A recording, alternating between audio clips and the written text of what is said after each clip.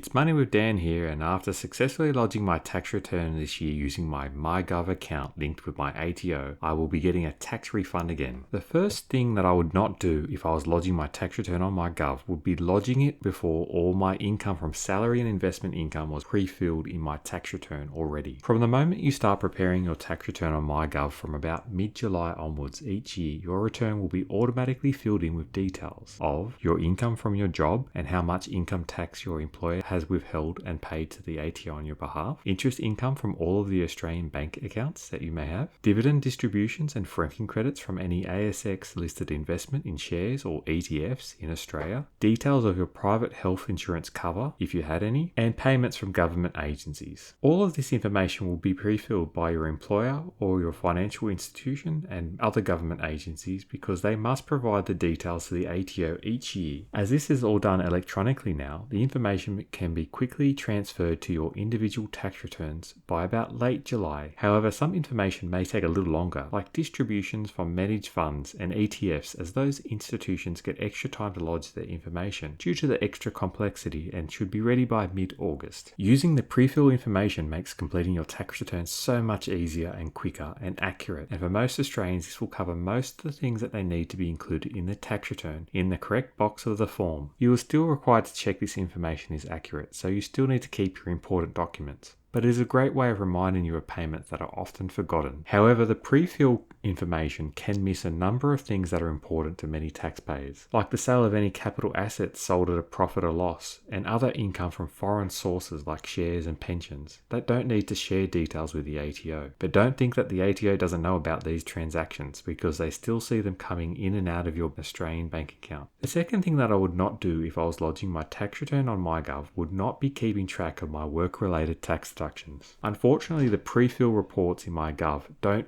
currently keep track of your expenses for work and business purposes or roll over your history of what you claimed last year as a tax deduction. Instead, you should look back at last year's tax return saved online in the history section to see what you claimed as a starting point to jog your memory. It is also a good reference to check how much you claimed last year to make sure you don't forget any regular expenses you usually claim or avoid claiming things that are not tax deductible, like claiming the private use of expenses that you use for a mixture of work and personal use. Remember, you must keep all receipts and invoices for expenses you wish to claim as a deduction. I personally keep a soft copy of all my receipts online somewhere safe, and also in an envelope for the hard copy ones I still need to keep, like home office purchases. However, this can be very difficult to summarize at tax time automatically. To overcome this problem, I export all my bank transactions from my online bank and credit card accounts into a CSV file from the online banking account, and then I open it in Excel like this. I can download up to 2 years of transactions for all my accounts and credit cards.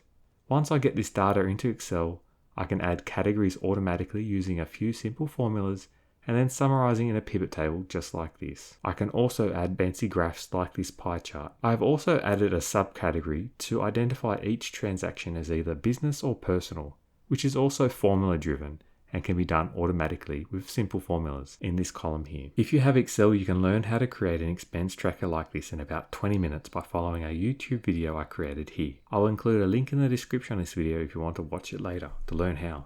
The third thing that I would not do if I was lodging my tax return on MyGov would ignore all of the activities that have happened to all my investments in shares, EFTs, and crypto. Some investments that you own in your own personal name can have a number of complex activities during the year that are hard to keep track of, yet alone remember if you need to include in your tax return. These activities include mergers, divestments, capital returns, share splits, DRPs, and so much more. Most of these transactions may not need to be included in your tax return in the year that the activity happens, but could still impact the capital gain or loss if you ever sold the asset. If you don't keep track of these events, then it could lead to you paying higher capital gains tax later on, or potentially missing out declaring certain transactions in your tax return. I keep track of all my investments using ShareSite, which is an online tool that tracks the activities of most listed investments globally, and I highly recommend using it if you have investments listed on any stock exchange. If you have less than 10 investments, then it is free to use forever, which is great. I'll include a link in the description if you want to learn more about ShareSite, and if you use my link to sign up, you can get the first 4 months free on a paid plan if you ever decide to upgrade for more advanced features. The fourth thing that I would not do if I was lodging my tax return on MyGov would be to wait longer than I need to lodge my tax return if I was expecting a tax refund every year. There are many taxpayers out there entitled to very large tax deductions worth more than $5,000 per year, and they are entitled to this tax refund almost every year. This is usually because they incur very large tax deductions every year. Some examples may include an interest deduction on an investment property they've purchased or share portfolio, or maybe they incurred large work-related tax deductions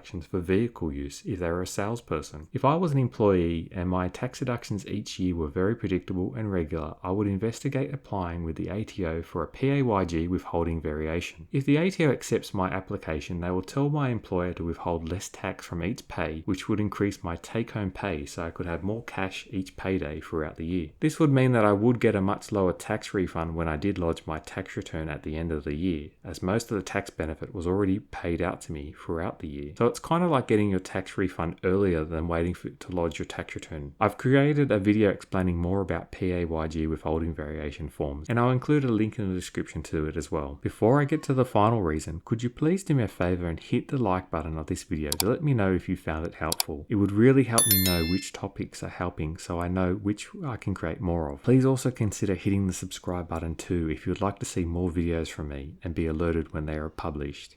Thanks so much. The fifth thing that I would not do if I was lodging my tax return on MyGov would be lodging my tax return earlier than I needed to if I knew I had a large amount of tax to pay. If you lodge your tax return on MyGov, the latest you can pay any taxes you owe is 21 days after your due date of 31 October. So you need to pay your taxes owed by the 21st of November. In most cases. If you pay after this date, it could cost you significantly with very high fines and penalties, including interest. Paying tax after you file your tax return does not happen every year for most taxpayers, but can happen if you sold an asset for a profit and need to pay capital gains tax as a one-off, or maybe you claimed less tax deduction than you normally would have and it led to a bigger tax bill. If you do think you're going to get a large tax bill to pay, then you should consider getting your tax return lodged and prepared by a registered tax agent to take advantage of their extra 7 months' time they get for their clients to lodge their tax return and pay their tax bill, which is around about 15th of May of the following year. In this extra 7 month time period,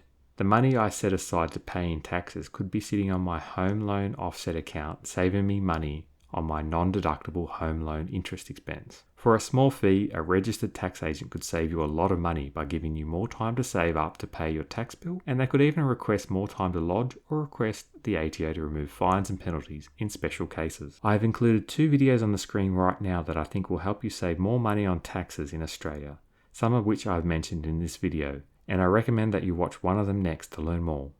See you in the next one.